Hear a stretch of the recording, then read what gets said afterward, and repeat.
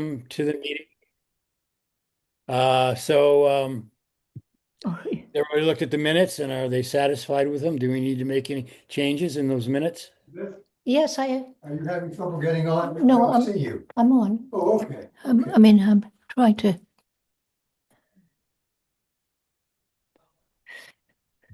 I see Elizabeth. Yeah, Well, I don't see I her. I see the see her name. face.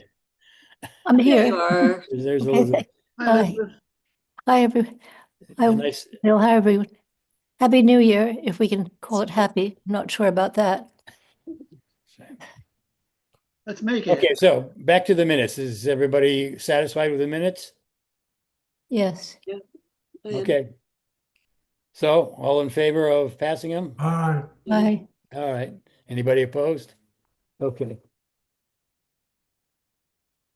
Okay, Ann's. So we're going to welcome our guest, and Ann just put a thing in that she can't get her video to work. But it's Ann Peters, our new legislator, county legislator, has joined Hello. us. Cool. We can hear her at least. Yeah, Hi, Ann. I'm here. Okay, can you see everybody else? I can. I have a new laptop and so there's some permission somewhere probably that I'm just not familiar with. So sorry. Okay. And then Jenny Flavin, is that how you pronounce your last name, Jenny? Yes, it is. Can everyone hear me okay? I'm on headphones and Yep, sometimes. yep, we can hear you. Hi, everyone. Nice to see you. Nice to meet you all. Jenny has expressed interest in possibly Oh, good. participating, so I invited her to come. Hmm. Good. She has some background in sustainability. Do you want to say anything about yourself? Yeah, so I have a little bit of a background in sustainability and conservation. I used to work for the CAT Center for quite a few years, and then so I was involved with policy making with the DEC, with them for a long time, and then I started working as an expedition guide in the Arctic and Antarctic, sort of educating people on sustainability, and eventually decided I didn't want to live on a ship that much anymore, and now I live in Saugerties, and I'm just kind of really want to get involved with the town more and fill that conservation, sustainability void that I have now that I'm not doing that for work. So that's kind of That's why I'm great. here. Well, then welcome. Welcome. Okay, so Boy. Skip, we have an Ann. Who's Ann? Ann? Ann Peters. Oh, Ann. Oh, Oh, we have another Ann's on her Ann. phone. Hi, Ann. Hey, Ann, too. Will you introduce yourself? You're muted, Ann. There she is. Trying. Trying. There you go. Um, You got to disconnect your laptop or something or mute it because do we got this. feedback. Yeah.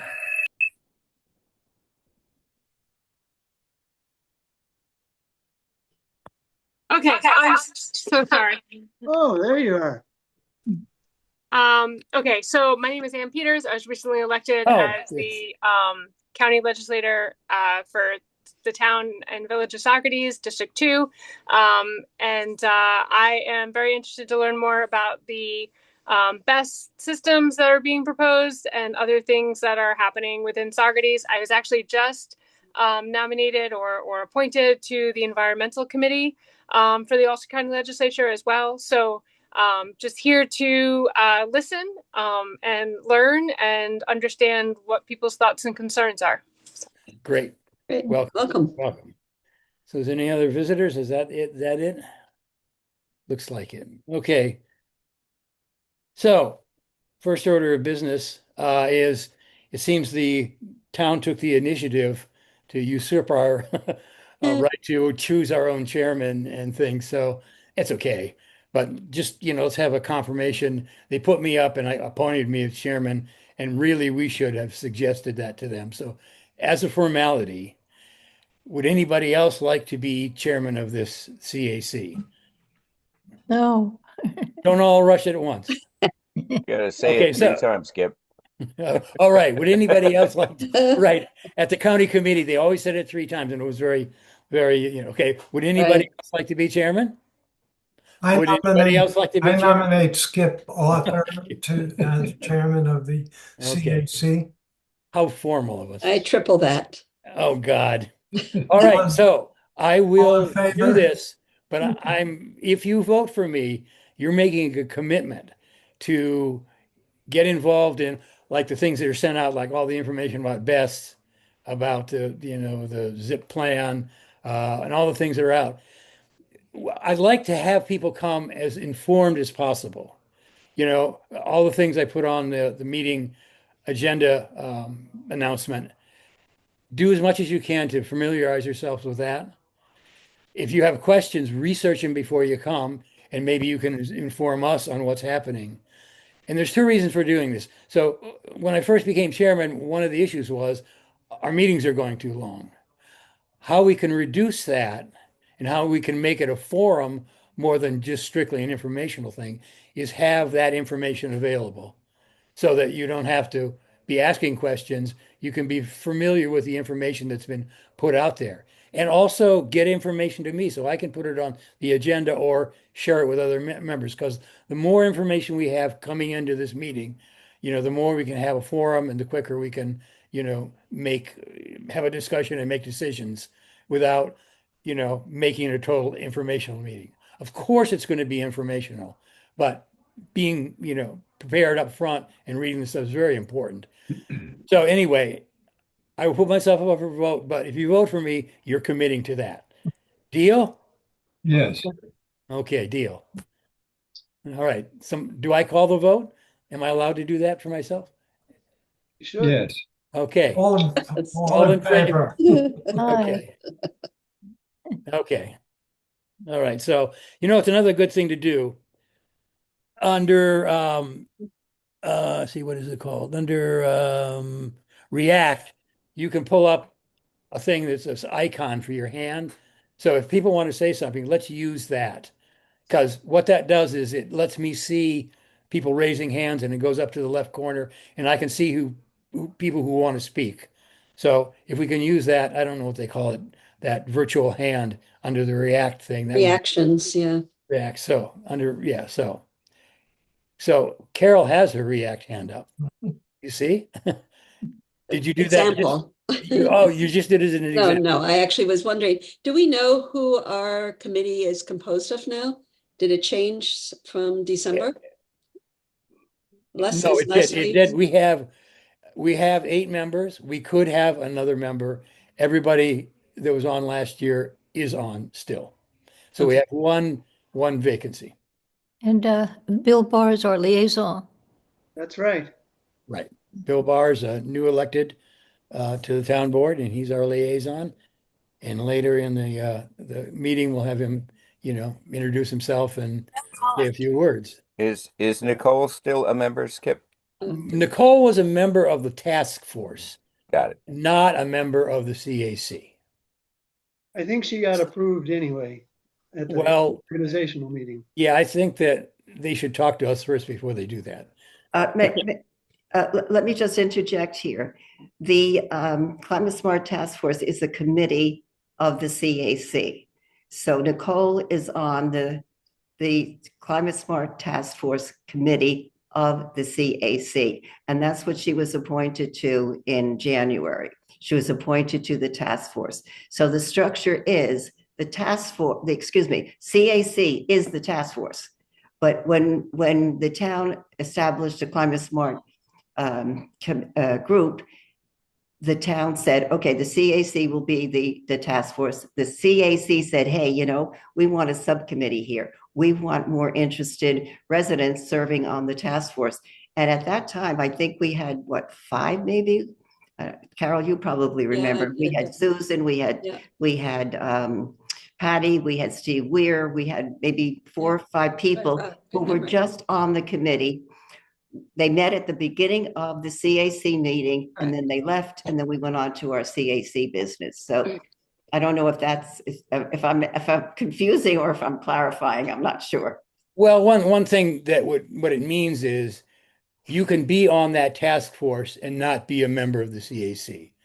At one point at that early junction, we had many more people on the Climate Smart Task Force than weren't actually members of the CAC. So there's no limit to the number of members for the task force, but there is a limit of 9 members to the CAC. Okay. Is that Right. okay? All right. So speaking of the Climate Smart Task Force, Mary has been working on, as you know, I'm dropping words here. the citizen climate plan. So action plan, citizen climate action plan. And she's going to do an update on that. Skip, did you want to elect the vice? Oh, I'm sorry. Yeah, I'm sorry. Thank you for or reminding me. the co-chair of whatever terminology you're Well, it using. would be the vice chair because, yeah, it would be the vice chair because what he Yeah, does, okay. and Mike has volunteered if anybody else wants to do this, the vice chair takes my place if I'm absent and runs the meeting and maybe sets the agenda. So, And who I've, is the vice chair? and right now Mike is, and he had agreed to run again unless somebody else would like to run for vice chair. Please. No, So for a second time, does anybody else want to run for vice chair? third. Does anybody else want to run for vice chair? No takers, Okay, Skip. Mike, it's No Okay, takers. so to get back at you, Mike, I'm nominating you for vice chair. Oh, thank you. Okay, Okay. all in favor? Aye. One favor, aye. Aye. And I also think we should say, we should appoint Kevin if he wants to be secretary. He's not a member of the CAC, but he is our secretary, Right. and we can appoint him to that position. And he's paid by the town to do this, so out of our budget. So are you willing to continue? Kevin? Yeah, if you'll have me. I'll have you. Are you- Okay, Yes. Thank you. okay, so all in favor? Aye. Aye. Aye, okay. Aye, Any aye, aye, opposed? aye. Okay, Thank you, Kevin. thank you for reminding me that. Okay, so back to Mary. Okay, yes. What we've been working on, as you know, is a community climate action plan for the town. And there's been a couple of changes from the draft that we have been working on based on our November meeting when we discussed the draft. The changes are as follows. We initially set 2030 as a target year to reduce emissions. We decided that it was pretty challenging to reduce emissions by 2030. So we said, okay, we'll have 2035 as a target date to reduce the greenhouse gas emissions that are produced in the town. And then we also said at the last meeting that we would use 2040 as another year to measure reductions. And the reason we said that is because the inventory for the emissions is based on population, and we have a census in 2040. So we'll have like a benchmark by which to measure. So those are two changes that occurred and that are going to occur in this next draft that comes out. And the other change that will be in the hopefully final draft is that the base year by which to judge our reductions is no longer going to be 2010. We had set 2010 as a baseline year because we had an inventory and we knew how many greenhouse gas emissions were emitted in 2010, and we're going to reduce, from then. So Steve has suggested, and this is what's being proposed now, that we use 2022 as the baseline year because we have the inventory now for the year 2022. So we're going to look at what's been emitted in 2022 and see how much we can reduce those emissions by 2035 and by 2040. So that's kind of the update where we are in the changes. And of course, this all came about because we thought we could align our reductions with what the state wants to reduce the emissions statewide. And the state has decided they can't meet their goals. And we learned that the Climate Smart Communities program is no longer suggesting that we align with the state goals. So that's where we are with that. What's not changed is we're still looking at the three sectors of the community that emit the most emissions: transportation, industrial, residential. So we're focusing still on those three areas to reduce the greenhouse gas emissions for the town. So the biggest change that's going to occur in the next draft, and hopefully, as I said, the final draft, is in transportation. So what Stephen has worked on and what Stephen has proposed, which I think makes a lot of sense, is to take the transportation sector. There's 137,000 plus greenhouse gas emissions from the transportation sector. Okay. The town has control over about 16% of all those emissions. Why? Because the inventory looks at vehicle miles traveled, and that's how they determine how many greenhouse gases are coming from transportation into the town of Saugerties. Well, guess what? The town has no control over all the cars on the highway, the train, the buses, the trucks, the whole thing. What does the town have control over? The Saugerties-based vehicles. So what's being proposed is to look at how many Saugerties-based vehicles there are in the town, and Stephen has worked up the numbers, how many miles they travel per year. Stephen worked on all of the numbers there. So what's being proposed is to reduce the greenhouse gas emissions from what we have control over, which are, as I said, Saugerties-based vehicles. So the reduction, the aim to reduce transportation emissions from Saugerties-based vehicles is proposed that the reduction be 30% of the Saugerties-based vehicles, and the Saugerties-based vehicles emit a little over 21,000 metric tons, and to reduce 30% by 2035, and then another 20% by 2040. I know I'm getting into the weeds here, but the basic concept is that we're not going to try to reduce all of the greenhouse gas emissions from transportation, because, as we said, the town really doesn't have control over it. So are there any questions, or are there any questions or concerns or thoughts about using this approach? Because this is a completely different analysis and approach than what we used originally. Okay, Anne? So when you're saying that you want to review the Saugerties town vehicles, you're talking about people like me who live in Saugerties, or you're talking about Saugerties town owned vehicles? We're talking about cars that are owned and operated in the town by town residents. Okay. And then those would be Saugerties-based cars. And then we're talking about Saugerties-based vehicles, which would be vehicles that businesses in Saugerties use, which might be more, larger trucks or, medium-sized trucks, something like that. So what are the suggestions? And my apologies if this isn't an action plan that I haven't read, but and so just feel free to tell me, you'll send me something because I don't want to take up your time. But are you making suggestions to people, and what are those suggestions to reduce 30% by 2035? Okay, there's a whole other section of the plan, which I wasn't going to get into tonight because it's not really, but let me finish, but it's not really, because it hasn't really changed. But there is a strategy section of the plan that talks about, okay, how can the town reduce the greenhouse gas emissions in transportation? Okay, I'll just give you a few examples, but let's encourage and promote EVs, electric vehicles.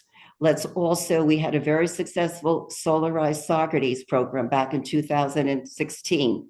Let's encourage the residents to transition to solar panels, to transition to heat pumps, to transition to renewable energies, to participate in the community, in the community choice aggregation program. So there are different programs, and there are different ways that the town can actually make a difference. Well, that would be what I was just talking about, would be in the residential. But getting back to the transportation, it would be EVs, transitioning to EVs, idling. Let's stop the idling on Main Street when our cars are emitting all of these greenhouse gas emissions. So there is a strategy section that kind of addresses that. Thank you. Bill? Yeah, my computer blanked out when Mary read those numbers. It's 30% by 2035. Yeah, And what's 30% by 2035, right? and 2040 number is 20. Another 20% by 2040. okay. Thank you. Okay. And Carol? I don't know if everybody knows that we've already done a GHG inventory for the municipality of the town. So that's why we're separating residential from town, to your question, Ann. That was, Oh, right. Yeah. Okay, any other questions from Mary? Okay, I have okay, a, okay. There's Mary McNamara. She came in a little while ago. She's a guest. And Mary, what we're trying to do is use our virtual hands because right, that puts you up and I can see you better. So right. now I'm I acknowledging you, but use a hand next time. That way I can see you. Okay? right. I have a new computer and couldn't find it. My apologies. And I'm sorry I'm late. And um I I am on the Saugerties Transportation Advisory Committee. And so today the town and the village resubmitted an application for getting a side path to promote pedestrian and biking use on 9W south of the um, the bridge. So I'm just thinking these are examples of ways to collaborate with existing committees and departments. Um, and um, so that I have more thoughts, but I just will leave it at that. And they meet every 2 months. So the next meeting is in March. Thank you. Anybody else have questions or comments? Okay. Uh, I'll just comment on, thank you, Mary, for pointing out, and that is one of the strategies in the plan to reduce the transportation emissions is to have biking lanes and have pedestrian walk, encourage pedestrian walkways and, rather than driving. So safe pedestrian walkways. So. And I will find a way to raise my hand digitally, but I just would follow up. To what degree are you going to include trees and green infrastructure, green stormwater infrastructure in your overall transportation plan? Because that does help reduce greenhouse gases and directly and indirectly reduces other concerns. Um, so again, maybe that's for down the road. Right. Thank you. Okay. So we talked about transportation. The industrial sector has pretty much remained the same. We had said that we're requesting the town board to appoint a task force to look at the processes in the industrial sector and make recommendations for reduction. The only thing that's changed there will be that, we said we would reduce the emissions by 10% by 2035. And now we're going to say another 10% by 2040. We're adding the 2040 year there. Okay. And residential, pretty much, yeah, nothing. No, we haven't really changed anything substantially in the residential area. We're looking to reduce the emissions by 30% by 2035, and then by 2040, at another 20%. So that would reduce the greenhouse gas emissions in the residential section by 15,200 metric tons. And that seems pretty reasonable because we were able to reduce our emissions in the residential sector from 2010 to 2022 by 40%. And just getting back to what I was mentioning before, Anne, due to the different programs that the town, sponsored and the residents participated, and we really did a really good job in reducing residential emissions. So I think based on that, it probably is realistic to say, let's try for another 30% by 2035, and then an additional 20% by 2040. So any questions on that? It's pretty much stayed pretty much what we talked about originally. Yeah, okay. Okay, Elizabeth has her hand up, so. Yes, well, to do, having to do with transportation, I hope that there's going to be some work done on the safety aspects of bike walking and biking. It seems to me that it's really quite unsafe to walk along Route 9W in parts, and whether that could be, how to address that, I'm not sure, but it does seem to be a concern. It would seem that that would be what Mary McNamara's group might want to address and not us. We're basically working on, the energy reduction.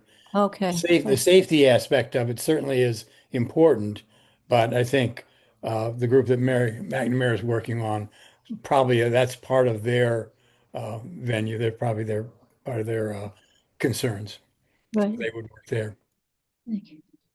Okay, and the final point here, let me go over here for a second. Okay, the final point here is we said, and we did, put out the draft plan for comments by the public. And I had asked Leslie, I don't see her here, but it was a last minute request to bring to the committee, to bring to the CAC what those responses were. So I unfortunately don't have them. And I don't see Leslie here. Okay. So let me see. Let me go over here. Let me see if I can find them over here for a second. I have, this is an email that's going back a couple of months, but Bill, you had made some comments on the plan regarding transportation.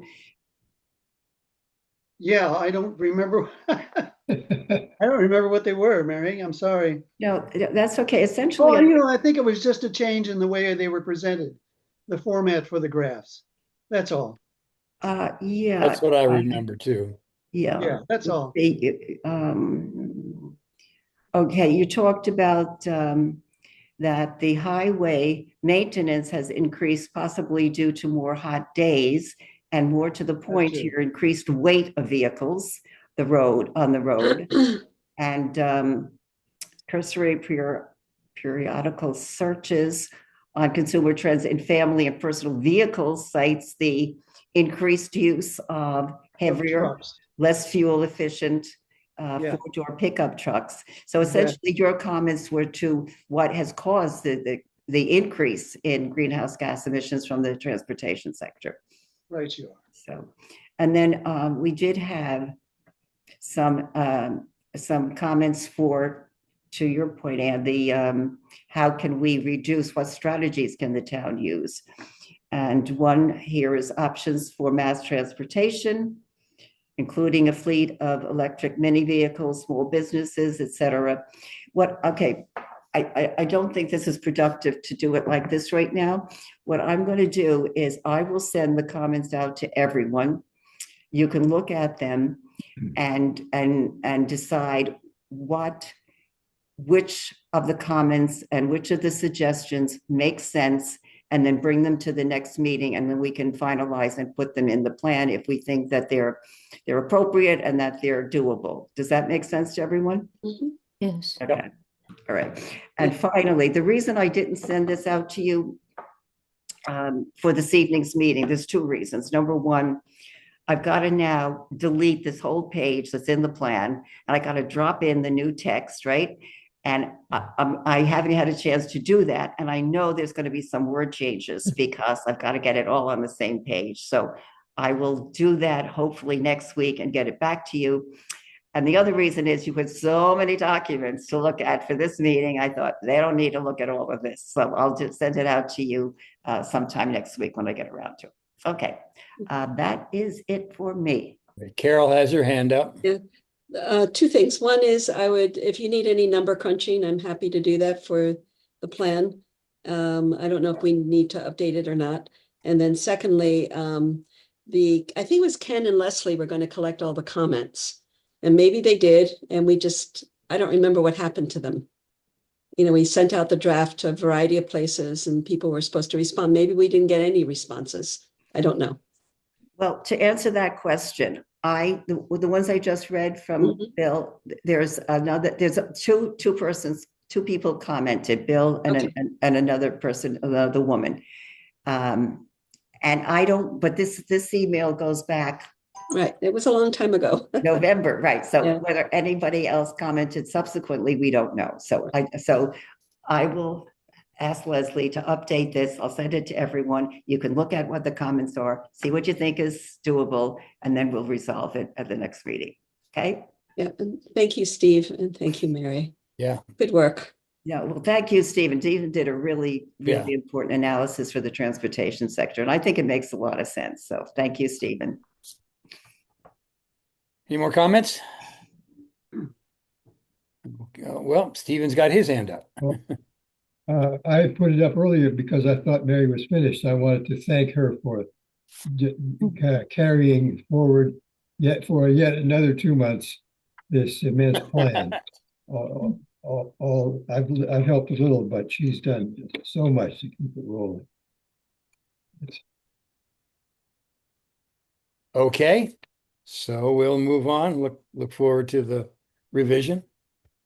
So at our last meeting, we talked a little bit about our comments about Winston Farm. And we got 2 new members of the town board. And there was some comments out in the press that didn't seem to align with what our open space plan had put forward. So it was suggested that we possibly send a memo to the town board, kind of reiterating those points that we thought were important. So Mike and Stephen and I got together and put open a memo, which I included in the meeting announcement. So have people read that? And do you generally agree with that? The only change there's going to be is under the determination of threshold of water supply. Well, let me read that part. Do you want me to read the whole thing? Do you want to go over it? Is that necessary? I don't think so. Okay, so well, in the second part of it, where we That's the talk one, about yeah. water supply, and we talk about Labello Associates, and the suggestion is that even though they've determined that there's 220 gallons per minute available, that the usage should be by some DEC or Department of Health standards, half of that. So we're suggesting that they follow those guidelines, and that if they can produce the 220 gallons, they only be permitted to use 110 by those rules. And we didn't have a citation or a reference to that. And Paul Rubin, who's the hydrologist who made that suggestion, is going to send Stephen that reference that backs up what we're saying about half use. So we will add that to the letter and present this to the town board. And I possibly will give an oral preamble, as we put it in. I haven't decided yet. We're talking about the next town board meeting on the 21st, and apparently there's going to be a gaggle of people there about best, so might not be the best time. But in any case, this is the memo. If you agree with it, does everybody generally agree with what's said in that memo? Yes. Yes, no, yes, okay. Yes, yes. Open space. Okay, great. I have So- my hand up. Yeah, yes, you do. Mary has her hand up Yeah. first, and then Stephen. Mary, did you just have your hand up because you lifted up? I was going to add, I thought I'm talking to Mary O'Donnell. Right. No, I guess I didn't. I guess I didn't put it down. Sorry, I didn't Okay. realize it was So up. Stephen's next. I'll just take Oh. these in order. Stephen's next. I don't know, Skip, if you weren't literally reading the memo, but when you spoke of 110 gallons, I don't myself see that as a limit that we can permit them to have a limit. I see that as a threshold value. Yes, I think so. yes. We're Yes. not saying we can that we have the power to set a limit. No, we're not. So We're suggesting that be the threshold. the threshold value. Okay, Yes. that's what I think the memo says. Yes, it does. Okay, very good. Okay, Mary McNamara? So Mary? thank you for writing the memo. It's a good one. I wonder if, since it is the CAC advising the town, if there's any room for addressing the fact that it is a water supply that was always intended to be used for the public's use. So that's a different category of issues, but I think it doesn't hurt to repeat that point, that there was always an assumption that this was going to be for the benefit of the public, that it would be under the public domain water supply. And that is the standard that most municipalities in Ulster County use. Well, that's right. And that's why we're going to get the reference from DEC, Department of Health, for that usage. So, and that's the point of that. So, And any then other? and then the other side is that the wastewater treatment plant is not properly addressing the concerns and the amount of wastewater effluent that would be flowing into the Beaver Kill has the potential of compromising the Beaver Kill as well as directly or indirectly filtration into the aquifer. Okay. So that I would think is worthy of addressing as well, but a lower priority in terms of water usage, I understand. Well, we did address that in our comments. And these comments are things we want to reiterate that we think because of, other comments that we want to specifically think. Yes, we have addressed that in our other comments. Yes, we have. So, Okay. Mike, you're muted. Mike, you're muted. I just wanted to reemphasize that the two areas we really felt that the new members of the board should be aware of are our allocation of open space, Yes. which is a main issue that we want to put forth, and the water threshold. So our memo just includes those two things, but they will also have all of our comments made to see in the seeker process, which also includes other water issues. Any other comments? Is everybody satisfied with the memo? And once we get the citation, shall we send that to the town board? We in favor of that? Mhm. Yes, definitely. So moved. Okay, great. All right. So next item, zero waste implementation plan. So we've been talking about food waste collection, zero waste things. And in relative to that, what would support that is the county in 2019 passed a resolution. It's called the Zero Waste Implementation Plan. And what it did is it charged the Environmental Committee, Anne, who's now on, and I think the Ways and Means Committee to come up with a zero waste plan so that we got, things like food waste and recyclables and stuff out of the waste stream before dealing with, taking it to a landfill or making other arrangements to dispose of it. So it's the county now is reaching out to several people to try to bring a waste plan on board. Seneca Falls is closing at the end of next year, and we got no place to put the waste, so they got to do something. One of the mandates I think they put on us is that we've got to do something about the food waste. They're not going to accept it. So I'm not sure that's true. But in any case, this plan by the county is intended to make suggestions and put out areas that these things can be taken out of the waste stream. And it's been languishing in the Environmental and Energy Committee since then. I reached out to Ann, who's come tonight. I reached out to Aaron Levine, and I reached out to Chris Hewitt, who is the head of that committee now.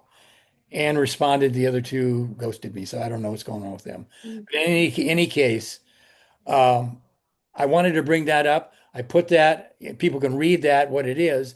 Basically, it says, hey, you guys, we need a zero waste program, and did a bunch of parameters for that. So I wanted the committee to be aware of it, and I wanted to know what we might want to do with it. Maybe we want to encourage the town to say, hey, we're a town in Ulster County and we need you to complete this. And I also reached out to Ann if she has gotten any information about this to see what we might be able to do to encourage him to do this. Because if they bring in somebody who wants to use the food waste, in some way other than pulling it out of the waste stream, that's why there's urgency now, because we want this plan in place before something else usurps that ability. So, did you find out anything, Ann? I don't mean to put you on the spot. I know you're new at this, Yeah, but no, it's that fine. would be a first step. Totally. So I was supposed to meet with Aaron today, and that didn't happen. So I'm trying, and I'm hoping to get an answer for you this weekend, so I can answer the questions. But I do have feelers out, and I am trying, and I was hoping to have a better answer for you by today, but I need a little more time. So did you go over the plan, and did you, what I was disappointed in is Chris Hewitt. I specifically wrote him and asked him about it, and he didn't answer. So he is the head of the committee you're on. Is he still the committee chair of Yeah. the? So yeah. He is, okay. So Yep. he would be the person to really, Yeah. try to, get after it, because he's been sitting on it for 6 years. So Okay. Yeah. We just got our committee assignments yesterday. Yes, I will reach out to him specifically. I know him personally, so I can do that. great. But Aaron was going to kind of give me some background before doing a cold call for me. So yes, I'm on it. Sorry, I don't have an answer for you today. Okay. No, I Yeah. didn't expect it because you're so new at it. But I just wanted to bring it up to the committee, get the awareness there, because I think it's because the town is also, and we can talk about this later, the town is also considering, a food waste collection program. Mhm. So to coordinate those two things would be an important thing. And to encourage them to, consider that we have plans also, and maybe somehow those can be coordinated. So anyway, just trying to, you know, kick some butt here to try to get this thing going, because it's really important. Yeah. Yeah. No, do it. Kick butt. So So the meeting isn't until the beginning of February. But obviously can be a lot of communication that can happen before then. yeah, that'd be great. Yep. Mary McNamara has her hand up. Yeah, I wondered, and maybe Ann, the Ulster County Recycling Oversight Committee. So it's an advising committee. I don't know to what degree they are focused on food waste. I know Joe was on that committee. So it seems important to work with them while they're advising the Environment and Energy Committee. And then to what degree is UCRA separately working with the county? Or I guess it seems important to understand how the UCRA and the legislature are working together with the food waste program. Definitely. So UCRA is part of the Energy and Environment Committee. Right. And yes, so I talked to them a little bit about it. And I'm still trying to figure out what's a county thing versus what's a town thing, and how things fit together. But UCRA is at the table at those meetings. And is Mark Ryder, correct? Or Yeah. is there another person? No, it's Mark Ryder. And I met him at the last legislative meeting. Yeah. So yes. Okay, great. Glad you're on. So does anybody else have comment about, the situation and what we want to do about it? And Mike? You're muted, Mike. A lot of trouble with muting that. Right. We got a little I know- lips. I know that Mark and UCRA has kind of moved away from a landfill. So therefore, they're really pressured to find a way to get rid of the waste. And they're looking at alternative technical methods to do that. And my concern is in their ability to handle all the waste. We're not going to be removing compostable waste from the system. So I think what we're trying to say is we'd like that resolution 2019 to be activated before they make any decisions on moving waste into a technical situation.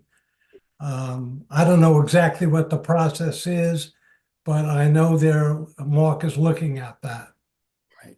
And that is the urgency of getting this finally done. And Right. I got the information from Kingston Citizens, who Rebecca Martin is the head of, and is really trying to push this for that reason that Mike said, that we should get this, zero waste plan, implementation plan in effect, so that those things aren't taken out by some other technical decision. Right.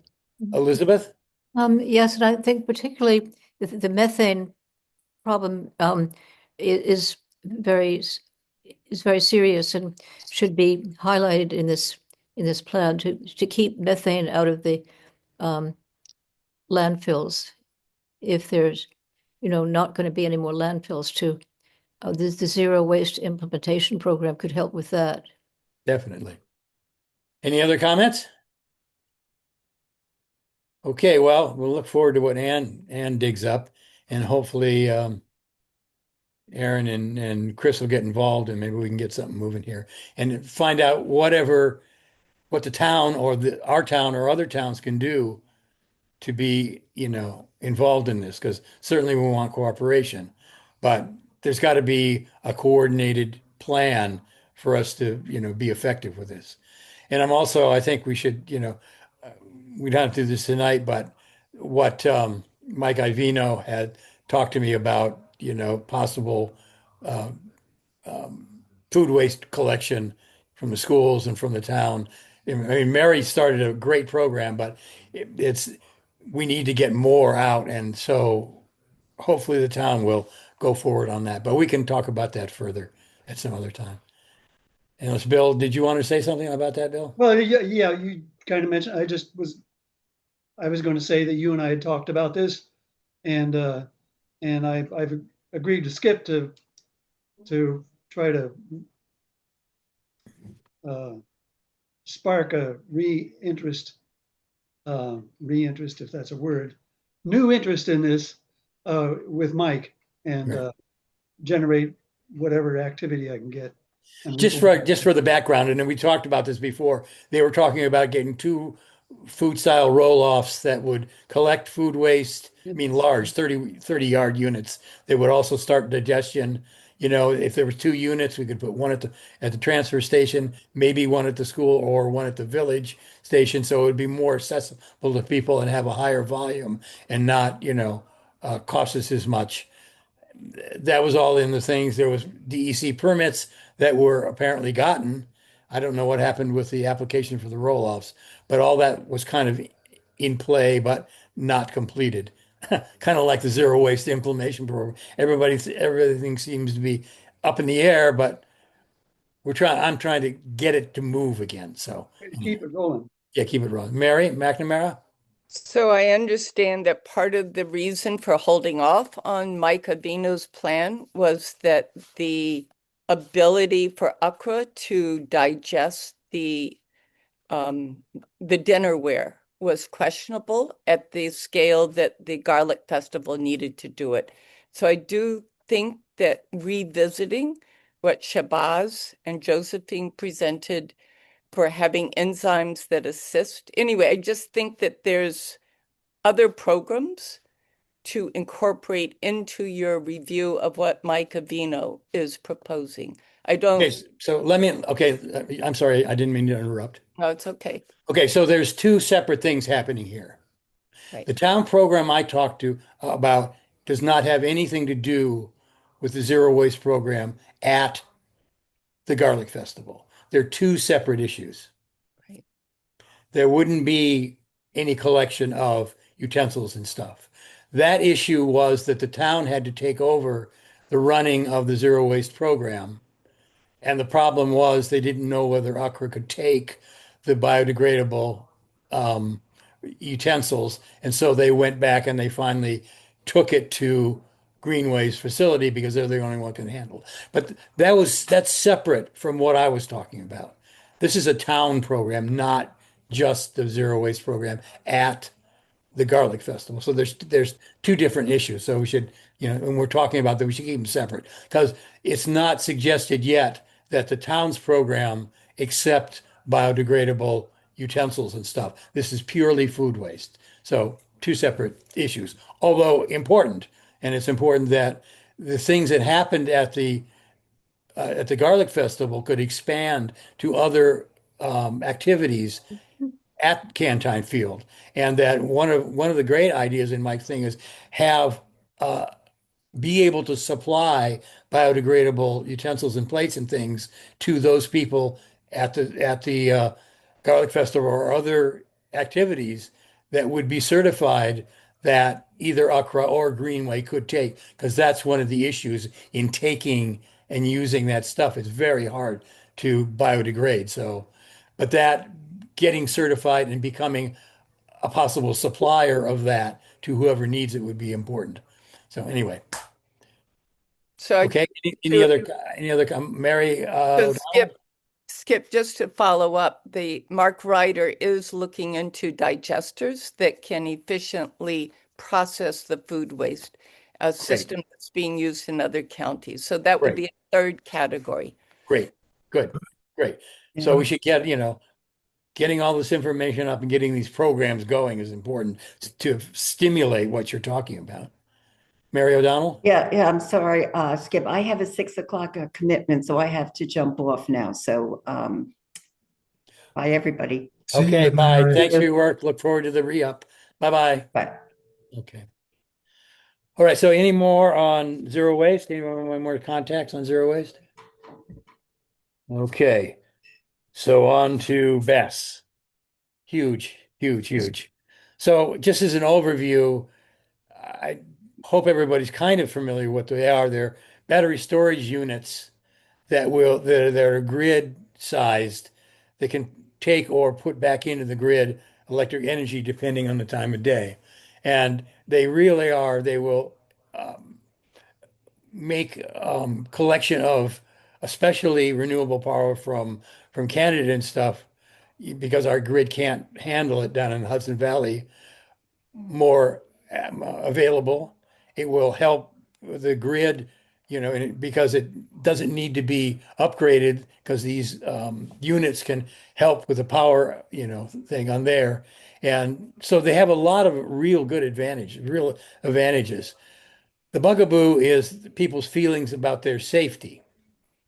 So I've sent out a bunch of webinars, however many you could possibly stand to look at, and I think Jeff Seidman's presentation is probably a premier, and an overall view of what's going on. I thought his thing was very good.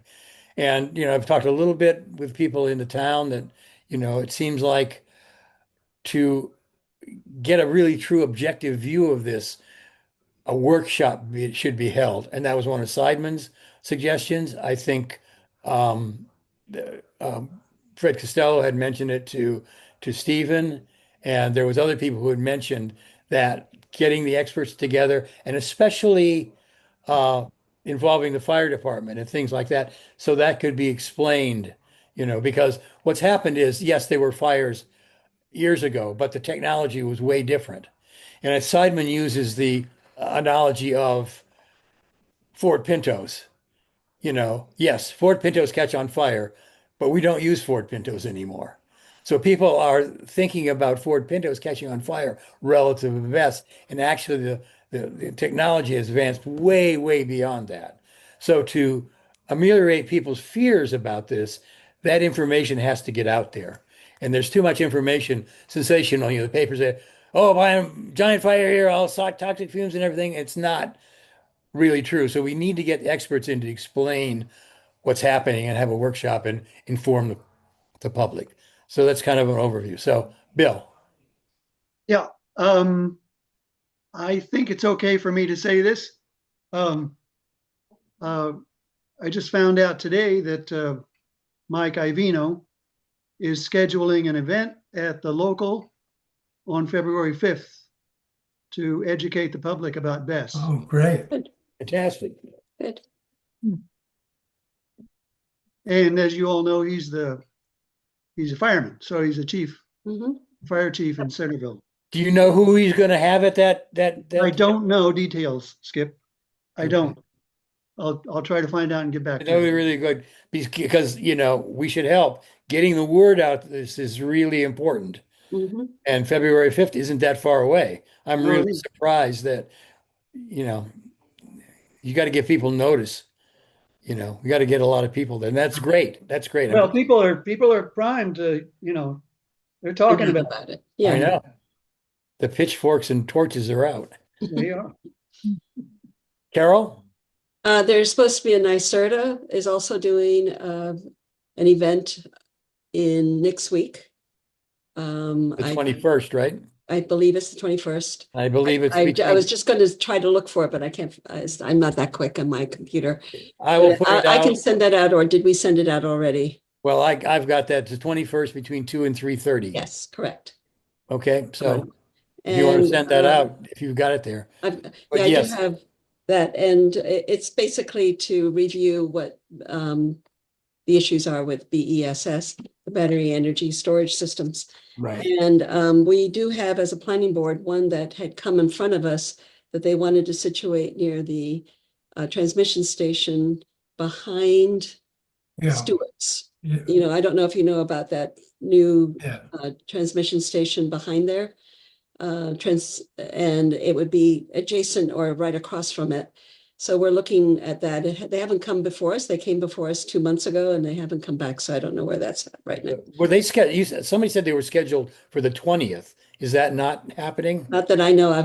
Not on my schedule, not on my agenda. Okay, So, all right. Just it's important to know because right. the scuttlebutt out in the social media is people were going to go to that. People who are worried about BES were going to go to that and then come to the town Yeah, board no, meeting on the I have it right in 21st. front of me and that's not on the agenda. Okay, great. Great. Okay, Michael? Yeah, I had sent out a note with an email that Stephen had sent out. And I suggest you look at Stephen's email because he does have a map showing exactly where Correct. it's going to be the site that they're thinking We're about. looking at, yeah. But two things in terms of Professor Seidman's that I think as an advisory commission, we should be thinking about. One thing that he did say, in addition to informational forums, is that there should be a zoning law surrounding the siting of these. So one advisory thing possibly to the town board is to start to consider the zoning surrounding BES. In addition to the informational forum, I would hope that we would suggest that there not be moratoriums on it, but rather really build the information to get out to the community, so we don't have just a back and forth at a town board meeting that leads nowhere, but that the community is really educated. And hopefully Mike Ivino's program will do that. But I really feel that we should be following the counsel of Professor Seidman on some of the mistakes that he made, and we shouldn't go down the same road. Yeah, if you haven't, seen his webinar, or I sent out the transcript for that. Actually, my reading of the transcript really brought it in clarity to the thing. So it's only 5 or 6 pages. Read that. He's got really a lot of good suggestions and really a lot of insight. He's not only, a professor at Vassar and has that kind of academic knowledge. He was actually involved on the ground convincing Poughkeepsie to raise their moratorium, and he has ways and means of how to approach that without, making the situation worse by confrontation. And it's really insightful. So Anne? I found the last article that you sent really interesting as far as talking about how Warwick took over the news through the Christmas holiday, that fire, and how that was exactly what it's supposed to do. And I think that's something that people kind of forget about, is that we're not avoiding all risk, we're mitigating it, and there is a safety plan in place. And I feel like that article was actually helpful for me, not that I needed convincing per se, but to understand, how to put the all the information together about the Warwick fire versus this, and moving forward. So that was something that, if there are other articles that kind of talk about those risks, I would love to see them so that I can share them with other people. Because as you guys may or may not know, the legislature is pretty split, and there are people in Hurley who want to make resolutions. So this is going to be interesting. And my goal is to not legislate on this. So So you were talking about the article about the Warwick fire, that the thing worked as it should. exactly. Okay, so I reached out to Hinchy's office to see what they had. They Okay. sent me that, and I asked them to send me anything else. That article was actually an opinion piece by Paul Rogers, and he works with one of the groups that was in one of these seminars, is the Energy Safety Response Group, and they're a group of firemen and other people who know about those kinds of emergency, that's funded by NYSERDA, and they do outreach. And apparently, Paul Rogers is like the guru of this. He's been a fire chief forever and is a great speaker. So that's probably why I asked who Mike was going to have at this, because Paul Rogers certainly would be one person, a fireman talking to a fireman. And that's another thing that Jeff Seidman said, that this Paul Rogers can talk to firemen in their own language, and they really get convinced, because here's one of them, very knowledgeable. So that's who that article was by, and I'd like to encourage him to get that guy, although it might be kind of late. So, Bill? I just wanted to say that Mike, for Mike's comment. Well, you froze up. We're not hearing you, Bill.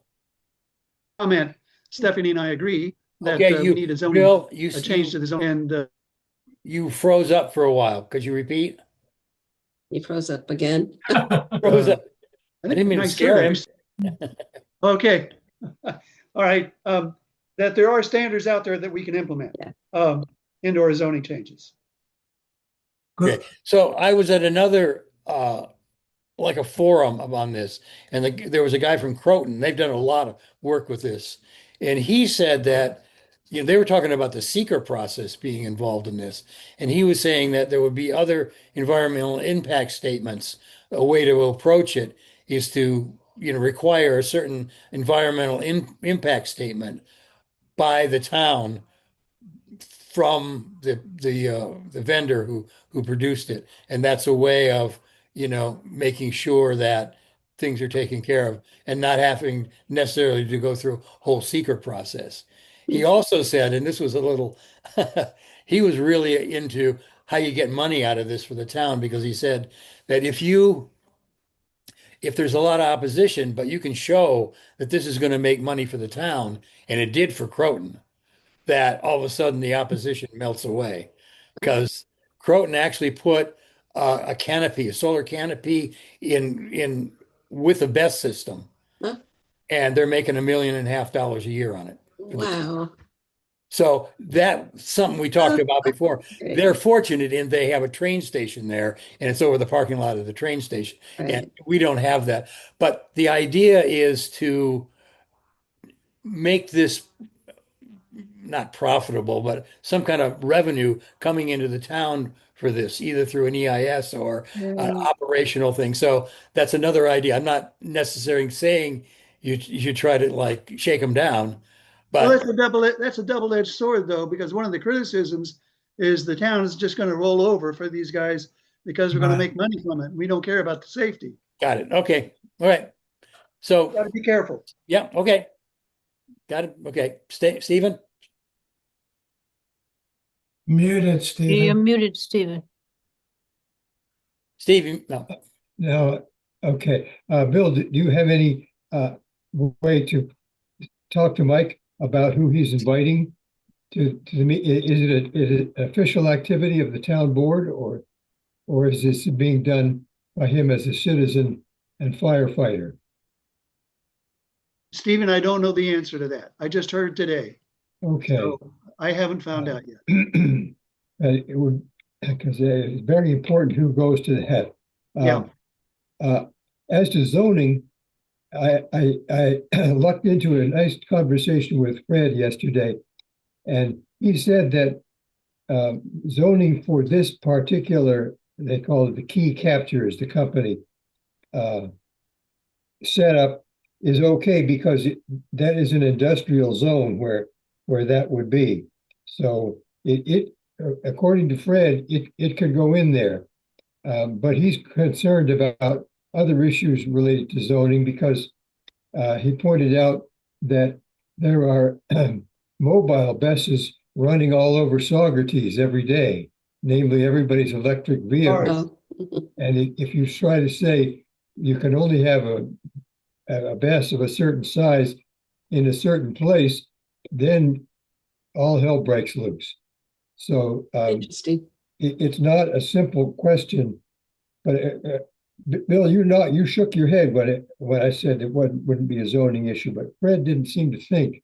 I just saying that John Greco disagreed. I don't know. I see. That's all. So Okay. He disagreed now. unanimous. He disagreed what? Bill, can you explain what you just said? Yeah, well, first of all, and Carol may know more about this than I do. The Alva Weeks initially said it could go in. The zoning would allow it because it allows, I think, if memory serves, Interesting. it allows electric generation. Okay. Units, the zoning would.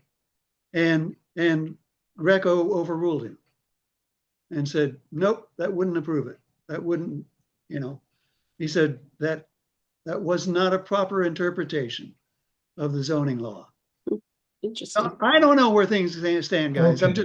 I'm reading the emails, So it's, now Fred says, yeah, it's okay. Carol?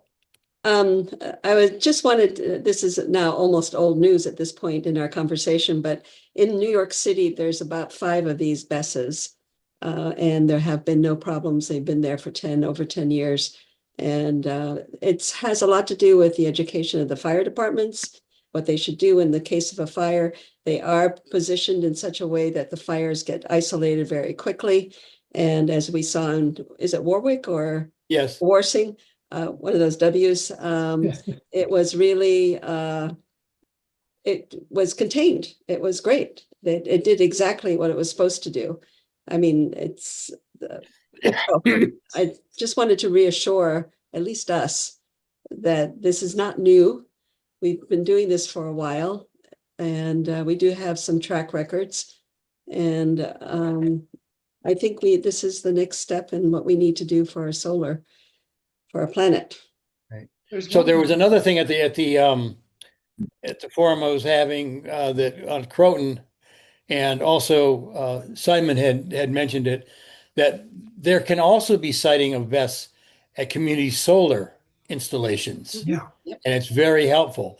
So Right. that's another thing we should consider. I don't know if that has to be a proposal from a company, to come in and do that, but that's another option because there's connection there and it's really helpful for that community solar station because of the collection that it can do. So it's another option, another place it can happen, and that should be brought up to the town. So, and it's really important, the nature of the person, again, to encourage Mike Ivino, the way people speak about this is really going to have a huge effect on the public. So getting the right speakers like Seidman or Rogers in there Mhm. would be really, really important. Jenny, you have your hand up? Yeah, I just wanted to sort of jump back to the education part of it. I know you guys are saying on the 5th there's something coming up for speaking about this, but is it possible to get more than one education, like almost like a series out there for the public? Because I think that the more people we can reach about it and the more speakers that we can get talking about all of these different things, all these different like ways that it works, or get firefighters in talking about how it's contained and how this education part of it is so important, might be really beneficial to the public. I agree, and I'm kind of surprised that this is coming up and Bill just heard about it.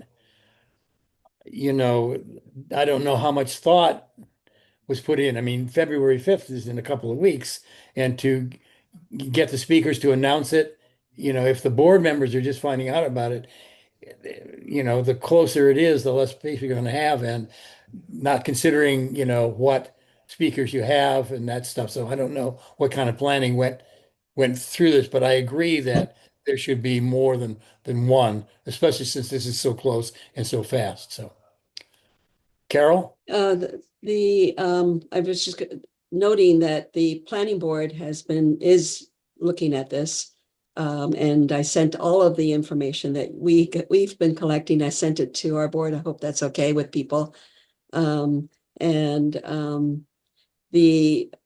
was a solar developer who had come with the idea of developing the east side of I-87 right next to that transfer station, that transmission station, I should say. And it would take down a lot of trees, which is one of the issues. But like you were saying, it makes sense to put these storage systems next to solar fields. So. Okay. Mike? Yeah, I'm a little concerned with having a meeting in 2 weeks. It sounds like Mike might be pulling together the firemen, which is a good thing. But I'd like to have the town board start to think about a more inclusive thing that talks about the environment, how the system works, the environmental aspects of it, the economic aspects of it. There is possibilities of the public getting rates that might be a little lower than they're paying now. So there are all kinds of things involved with this BESS other than the fire. So I just hope that Bill and the rest of the town board will consider something that includes all of those issues. I'm not sure what Mike is doing, and I'm glad he's doing it, but it may be limited. Yeah, I'm concerned about that too. Well, I'll get back to you as soon as I find out something. I'll try to talk to him tomorrow. Because we had a lot of talk about food waste with Mike, and I don't know.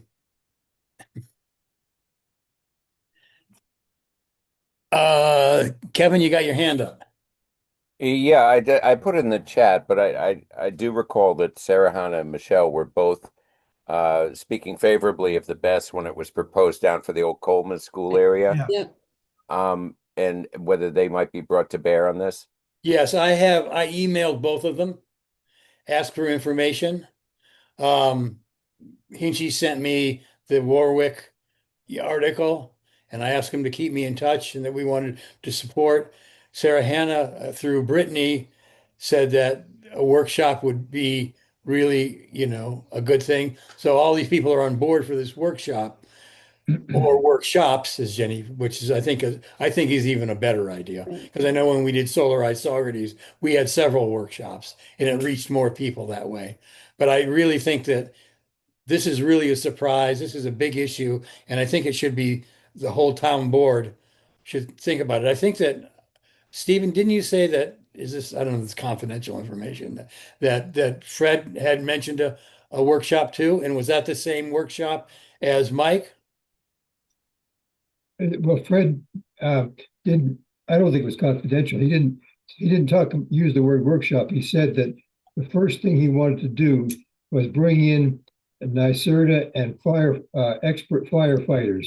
He Good. said from New York City is the Yeah, word he that's where. used to instruct and inform. He didn't say who would hear this. I assume the town board certainly, but he didn't talk about the audience. What? So I don't think that was necessarily what we think Mike is doing.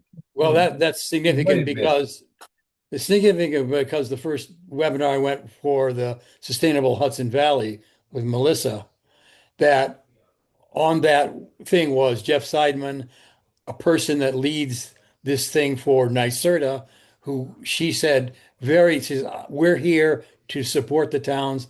Any information you need, we'll do. We'll take you to sites and let you see it. They were very positive about that. And the third person was a person from this energy safety response team who Russell is a part of, and Yeah. he spoke the same way. So those three elements is exactly what Fred was talking about, and they should all be engaged in this. So I'm hoping that that happens. And you know, anyway, Yeah. Mary McNamara, you're up. I just think that if the CAC or the Climate Smart Communities Task Force is a partner to these educational series, that it speaks highly of the depth of the support. So what we did with Solarize Socrates was excellent. And maybe that really is a good model moving forward. And it's certainly a way to initiate promoting different aspects of reducing greenhouse gases in general. That's why it's on our agenda. That's what we're So, doing right now. We're getting involved. so does that mean that the CAC Climate Smart Community would be a partner with some of these educational workshops? Or is I that don't know you all- I don't know what that means. We're having a discussion here.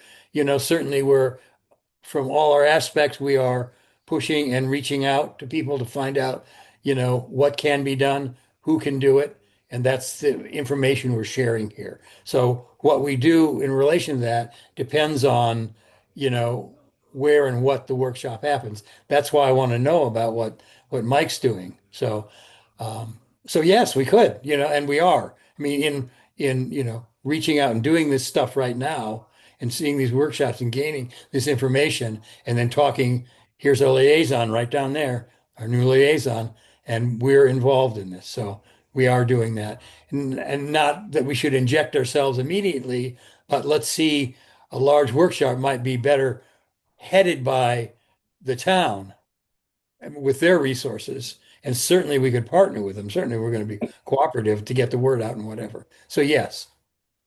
Carol? It would be interesting to know what Ulster County is doing in general about this, and as a number about BESS kind of projects. We know of some of, Sarah Hannah and other people as well. And that's just an aside, but Lula, the town sent me to the Land Use Leadership Association. That was Lula. And we did the best, that was one of the major, for me, the most important part that I got out of it was about this discussion of BESS. And I think NYSERDA, Pace University is another good resource for us to use as well. That's who supported the Lula and got this information to us. I was hoping we would get to see one, but instead we went to a solar field site, which was interesting in and of itself. But at any rate, it's an interesting, Lula is a great workshop certification process that I would encourage many people to do if they can, next time it comes around. Okay, I do know that Jeff Seidman said he talked to Ulster County. I've looked at my notes here. I'll find it, but he did talk to people in Ulster County about this, or whether the Chamber of Commerce or what. It would be interesting to know who, because I would love to reach out to them and find out more about it and get more involved in that way. Okay, I will. Let's keep going, and I'll look through because I know he mentioned it somewhere in this talk that he had. I could probably find it too. Yeah, thank you. But he did, because that question came up, and he did talk to officials in Ulster County. So, okay, I mean, he's a great speaker. He's amazing. Mm-hmm. He's a great I speaker. heard the last little tiny bit. I missed most of it, unfortunately.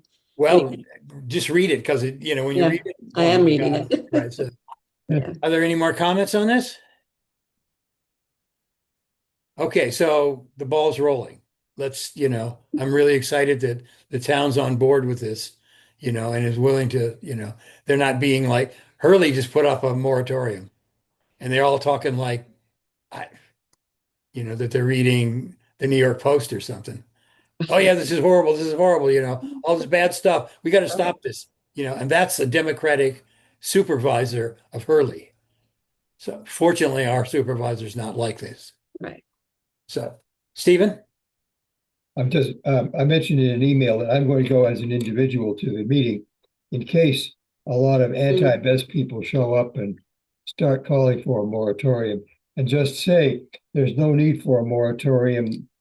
There's a lot of work that the town board is doing to inform itself and inform the population, allowing us to make a proper decision. So I'll be anti-moratorium, not visibly advocating for the facility at that time. Mhm. Bill? Yeah, thank you, Stephen, for that. That's really helpful. I just want to point out something you probably all know. And this is from Seidman's, Seidman's lessons was, he said he made a mistake presenting this as an environmental issue because that politicized it. And he said it was just a bunch of environmental activists, granola eating tree huggers, whatever. And his lesson was it should have been presented as an economic issue, a way to make electricity cheaper, save us money, and make electricity more accessible. That said, most of the opposition I hear from come from our traditional environmental supporters. I know. Isn't that scary? Yeah. So, okay. So maybe Seidman's rule doesn't apply in this case. I'm just saying it's nuanced. We got to think about these issues. Well, also the Poughkeepsie Town Board was 3-4 Republicans and Democrats. See, I don't think we have that balance we anymore. don't have that problem. Right. So it's a little bit different. But I think what he's saying is that people shouting each other for 3 minutes, at a town board meeting with no, it's meant that there's no dialogue there. You get up and you say your piece and you sit down.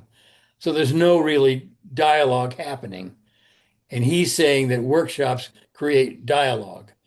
And also they bring in knowledgeable people. It's just not people who heard something on Facebook Right. or the New York Post or something like that and are bringing it and, reacting like Hurley Town Board did. So I think he's afraid of, or he's saying against that sometimes that speech that you give, that 3 minute speech you give, is not helpful because it's just one side then the other side, one side, and not a dialogue between the two. So anyway, so Mary McNamara. Along those lines, I wonder if it's helpful to understand the points being raised by the people who are against it. Definitely. And citizens is certainly one of the strongest voices Definitely. that's been leading this, including Rebecca Martin. So it does seem important to understand that. And Anne, I don't know if that's easily identifiable how things break down at the county level. So Jenny? Yeah, kind of to Mary's point, if we're concerned about, that kind of pushback from people worried about, environmental impacts, it is probably, of course, always best to educate ourselves across the board as much as possible. But I did find some really good academic articles about environmental impacts of energy storage, and I can send them around. And they might be helpful to read into if anybody's interested in that, just to get a little bit more varying of different ideas. Yes. And so you have in the email I sent you, you've got the list of people on this committee. So yep, I'll send them thanks. around. That'd be great. Because the more information you have, the better. And I think these fears, I think you're right. What Mary said, you find out what where the fears are based and you find out the information to either ameliorate that or, maybe we're not smart enough, you got to have that information to find out if they're right or not. So, Mike, you're muted, Mike. Can't read lips. He loves hearing that. Location, location, location. True. Yeah, yeah. The situation in Ulster is, in terms of the siting of the thing, might be questionable. I don't know. I know my ear doctor is right across from it, and I see Coleman High School, and the site that is projected or thought about in Saugerties is an industrial site. If you look at the map that Stephen put out, if you had a site, it would seem like a good place to put it. So I think when we talk about the public, we're talking about the siting and not being in residential areas, not being dangerous to children, schools, whatever. So that's an issue Mhm. and should be a strong issue. Right. But it does have to have access to a substation, I believe. Right. Well, it does. So. Any other comments? Observations? Okay, well, we'll, collect as much information, go to as many webinars, read as much stuff as you can. We'll find out from Bill about what happens with this workshop. I think we can, we might be able to get something to present, a position paper ourselves after we've become educated to put forward to the town board. And definitely, where we can be involved to get out information about any workshops that are happening, certainly we'll be involved there. And if anybody else has any suggestions about how we might be able to be effective, let us know. Okay. All right, what's next here? So we talked, do you have anything, Carol, do you have anything more to say about the planning board? Can you describe what was at one point they came to the planning board, that is, I assume, I'm sorry, what's the name of the company that wants to put these in? I don't know. I don't remember. That was 2 months ago. Right. So they came in and then they didn't follow up and Right. there's no more There consideration. was a discussion. I had to miss the last board meeting. But from what I gather, they had a quick discussion after the meeting was over. So not much. Basically, we need to gather information as well. Okay. And so that's what I did. I sent out a ton of information to all of the planning board members, including whatever we had here. And it seemed like a lot of what we had was really excellent. Especially, for me, the parts that were important were the always worrying about gases. What kind of gases does this kind of fire put out when the batteries are burning? Those are, but from what I read in what we were sending out is that afterwards there was little to no change in the gas chronometer. So I don't know. Seidman says that there's no different gases or Right. more than a regular structure fire. Not that that's good, but Structure fire. Okay, got there's it. nothing, Right. there's not any blue-green smoke coming out and landing over the community. And they've done sediment testing afterwards. Mhm. And basically it was limited to the site. Correct. That's what So, we're reading too. that's the kind of thing we got to, people are saying that, oh, we're going to get gassed to death. Well, no, that's not what the evidence has to say.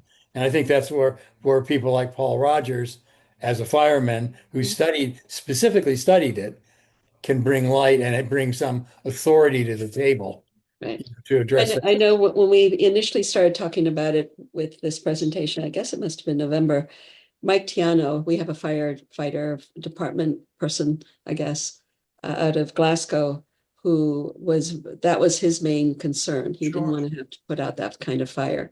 But I don't, he didn't know enough about it. So it sounds like that's an issue for firefighters they need to be trained, but basically you don't do anything. You leave it alone and let it burn out, Right. is my understanding of it right now. That's why it's important for Yeah. a firefighter like, Paul Rogers or somebody to Right. speak to Mike Tiano. Exactly. To, To the Mike Tianos, yeah. right. I'm not going to tell him, he's not going to listen to me, but a firefighter he will. And then similarly in the city, they talked about the fact that there were several of these that were right in the midst of residential areas. And, it's been fine and it's helpful to those residential areas. So they don't have to deal with peak issues. That's a huge thing. These things can stop like Dan Scammer, which has to come online, especially in the hot weather. Right, right. We can't get enough power, especially renewable power from Canada, because there's a weakness in the grid. You put a few of these up, soaks up the power, Mhm. and it becomes the peak power provider, and you eliminate Dan Scammer, which is a horrible place. So that's part of the argument that Mike was talking about that we Yeah. needed to move forward. Mhm. Stephen? Oh, just informationally, the company I read is called Key Capture. Key It's capture. it's Yes. headquartered in Albany, and they have 3 other facilities in New York State. One in Saratoga County, one in Wow. somewhere down south, and one out by Buffalo. They are not like the one that proposed in Hurley apparently is owned by the government of Abu Dhabi, basically. Oh, boy. Well, they have a That's a major whole other. they have a major stake in it. Oh, geez. Yeah. So this one might be a little more down home. Okay. Any more comments on this? Hmm. Okay. So keep us informed what you know. Carol, did you say you sent out information sources to us? To the planning board. Oh, to the planning board. And I sent stuff out to us too. You did? I don't know if I I'll remember. have to sending look out at the that New York. because I don't remember getting anything from you. One of the problems that I have is that I send things out from work and we're highly encrypted. And if I don't put do not encrypt in the subject line, then you may have to say click here if you seek community action. I didn't receive anything. You didn't receive anything. Okay. I don't believe. I'll go through my. I mean, I received your responses to, the various or things. stuff like that, but I didn't receive anything before that was informational from you. I think I would have sent the NYSERDA one. Okay. Okay. All right. Yep. Good. Good to know. Thank you. Okay. Yeah, we'll send it if you got stuff, Stephen. Out. So, any other comment on this? This is So we have a new liaison, Bill Barr. So, you want to say anything about your new position or yourself? Or, I mean, most of us know you, so Needs no introduction. no introduction is necessary. Okay. Well, keep us informed, especially as soon as you find out about what Mike Avino is doing or any workshops. You've got all our email addresses from the communications from the meeting thing. Please let us know as soon as you can, because I'd like to get that information out. If they're not coordinating any information outreach, what we can do to be involved is get that information out. So as soon as we can know about that, it'd be great. Can you do that? Yeah. Okay, great. I'll try to- Great.